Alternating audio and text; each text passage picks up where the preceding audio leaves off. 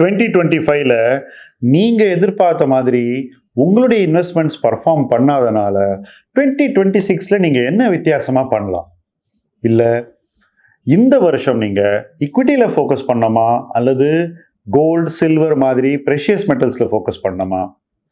Mutual ஃபண்டில் invest பண்ணும்போது நீங்கள் டைரக்ட் ஆப்ஷனில் பண்ணுறதுக்கும் ரெகுலர் ஆப்ஷனில் பண்ணுறதுக்கும் உங்களுக்கு என்ன வித்தியாசம்?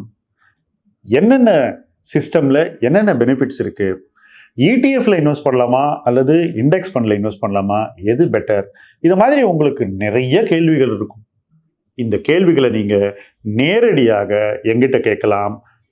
மைல்ஸ்டோன்ஸ் டு வெல்த்தினுடைய ஏஎம்ஏ என்று சொல்லக்கூடிய ஆஸ்க் மைல்ஸ்டோன்ஸ் டு வெல்த் எனிதிங்ன்ற ஹெல்ப்லைன் மூலமாக. அந்த ஹெல்ப்லைனுக்கான ஃபார்ம் இந்த வீடியோவில் டிஸ்கிரிப்ஷனில் இருக்குது. நீங்கள் அந்த ஃபார்மை ஃபில்அப் பண்ணிங்கன்னா நேரடியாக என்கிட்ட உங்களுடைய கேள்விகளை தாராளமாக கேட்கலாம். உங்கள் பர்சனல் ஃபைனான்ஸை அடுத்த லெவலுக்கு நிச்சயமாக கொண்டு போகலாம். இலக்கு 1 கோடி உங்கள் லைஃப்குள்ளேயும் வரலாம். வாருங்கள்.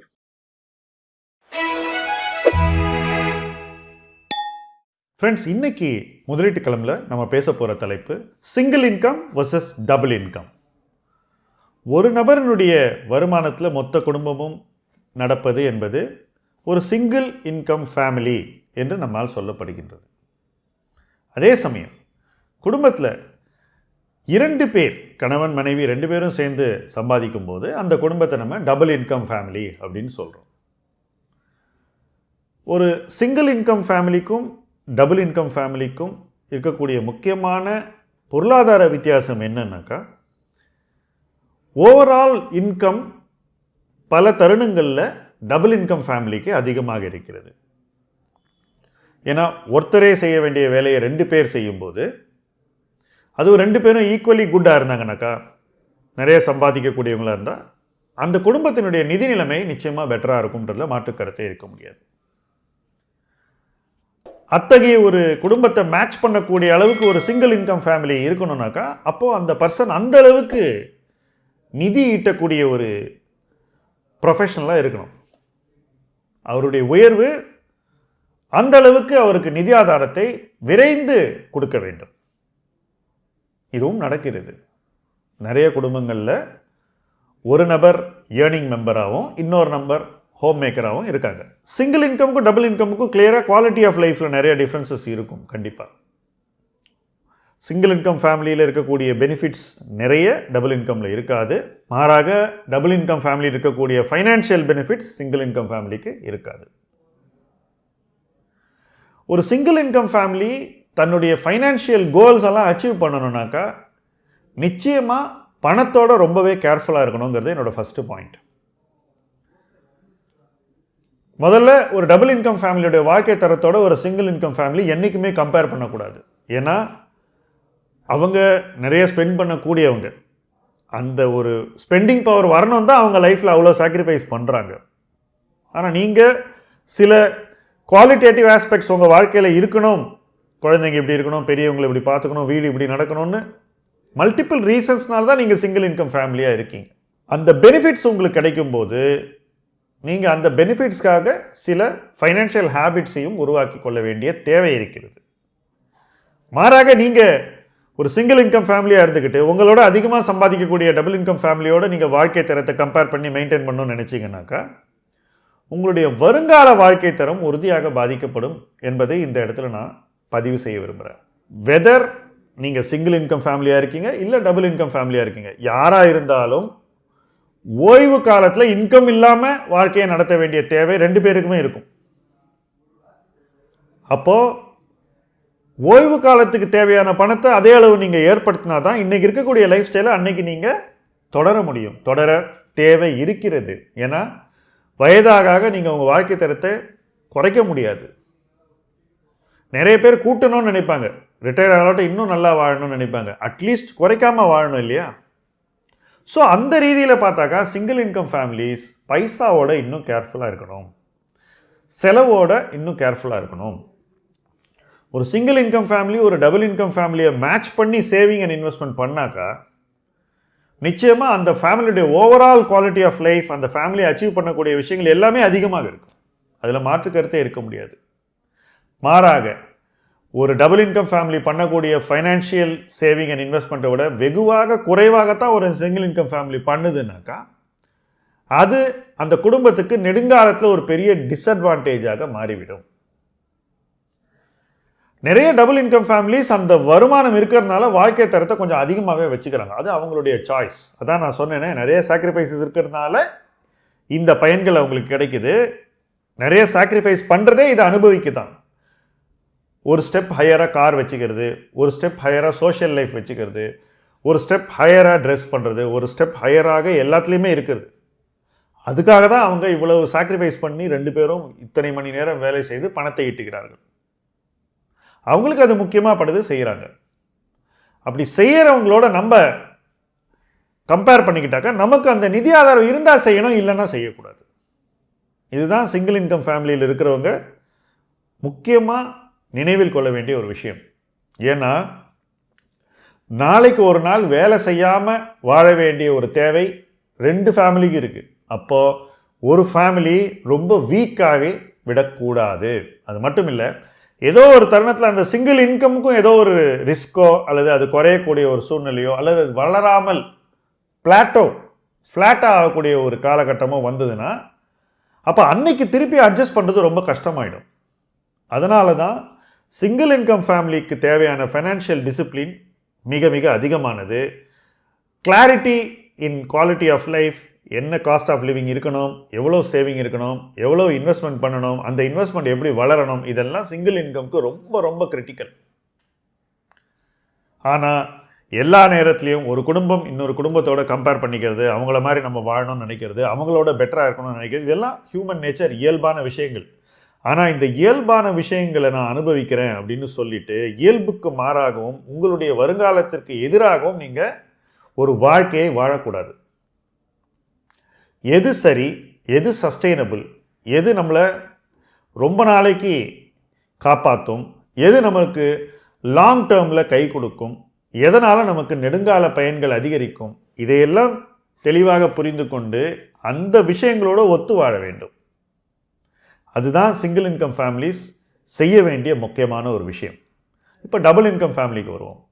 டபுள் இன்கம் ஃபேமிலி 2 இன்கம் இருக்குன்றதுனால நிறைய தவறுகளை செய்கிறார்கள். குறிப்பாக சொல்லணும்னா லைஃப் ஸ்டைலை அதிகமாக வச்சுக்கிறாங்க, அத்தனைக்கும் ஆசைப்படுறாங்க, எல்லாத்தையும் அனுபவிக்கணும்னு நினைக்கிறாங்க. அப்படி எல்லாத்தையும் அனுபவிக்கிறதுனால தங்களுடைய வருங்காலத்துக்கு அவங்க என்ன செய்யணுமோ அதில் சில தருணங்களில் சிங்கிள் இன்கம் ஃபேமிலி செய்கிறத விட குறைவாக செய்கிறாங்க. இது முற்றிலும் தவிர்க்க வேண்டியது. ஏன்னா நீங்கள் 2 பேரும் ஏர்ன் பண்ணுறதே இன்றைய வாழ்க்கைக்காக மட்டும் இல்லை, நாளைய வாழ்க்கைக்கு சேர்த்து தான்.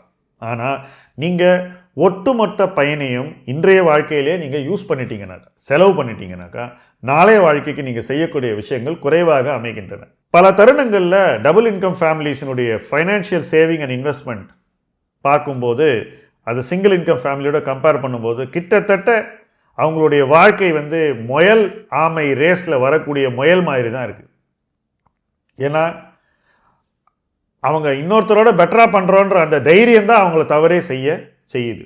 அதுவும் இன்னொருத்தர் அவங்களோட குறைவு, அவங்களால தங்களை மாதிரி வேகமாக முன்னேற முடியாது அப்படின்னு அவங்களுக்கு தெரியறதுனாலேயே அவங்க நிறைய தவறுகளை செய்கிறார்கள். ஒருவேளை இந்த தவறை செய்யாமல் அவங்க சரியான பாதையில் போனாங்கனாக்கா அவங்க வருங்காலத்தில் அனுபவிக்கக்கூடிய வாழ்க்கை எப்படிப்பட்டதுங்கிறத அறியாமல் தான் இந்த தவறை செய்கிறாங்க. வருங்காலத்தில் அவங்க அனுபவிக்கக்கூடிய வாழ்க்கை இன்னையை விட பெட்டராக இருக்கணும் அப்படின்னு ஒரு டபுள் இன்கம் ஃபேமிலி நினச்சாக்கா நிச்சயமாக அவங்க சேவிங் அண்ட் ஃபைனான்ஷியல் இன்வெஸ்ட்மெண்ட்ஸில் அதிக கவனத்தை செலுத்துவார்கள். அதிலிருந்து பயன்களை அதிகப்படுத்த பாடுபடுவார்கள்.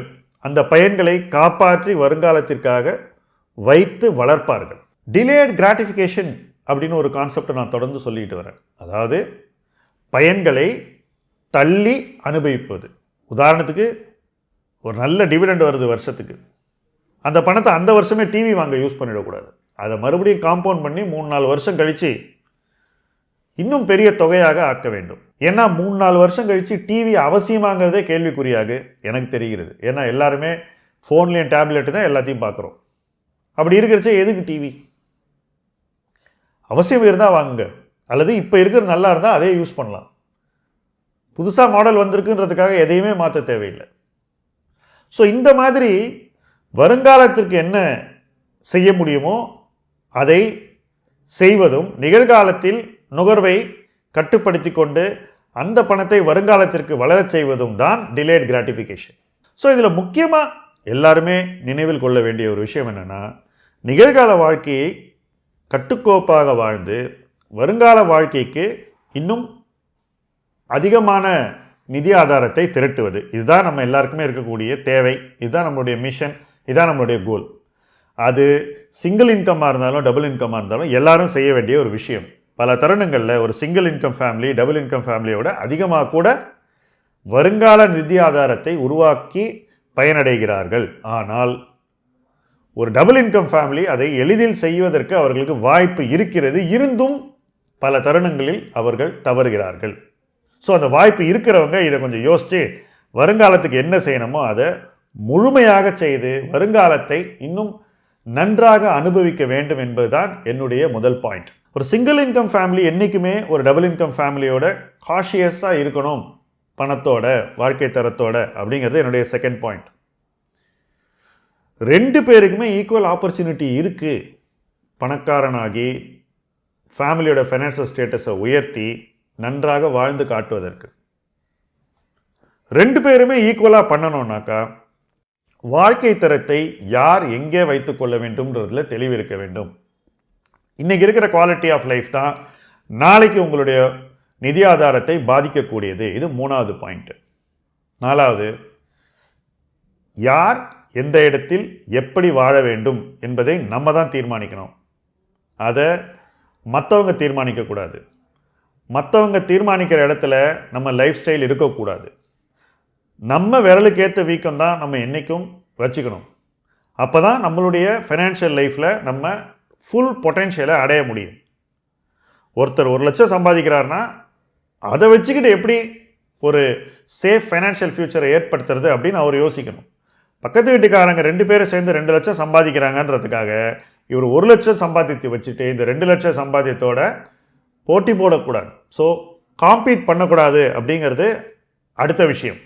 இறுதியாக நமக்கு என்ன வேண்டும், நாம் எப்படி வாழ வேண்டும், எப்படி நம்ம ஓய்வு காலத்தை கழிக்க வேண்டும், அன்னைக்கு இருக்கக்கூடிய லைஃப் ஸ்டைல் எப்படி இருக்க வேண்டும், இன்றைக்கி இருக்கிற லைஃப் ஸ்டைலை நாளைக்கு சஸ்டெயின் பண்ண முடியுமா அப்படிங்கிறது தான் எல்லோருடைய நோக்கமாகவும் இருக்க வேண்டும்.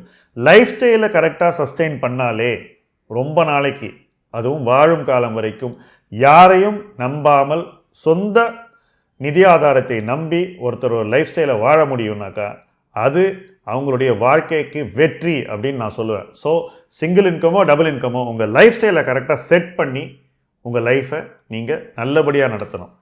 அப்படிப்பட்ட ஒரு வாழ்க்கையை நீங்கள் வாழணும் அப்படிங்கிறது தான் எங்களுடைய விருப்பம். தொடர்ந்து அந்த பயணத்தில் நாம் இணைந்திருப்போம். முதலீட்டு களம் உங்கள் களம்.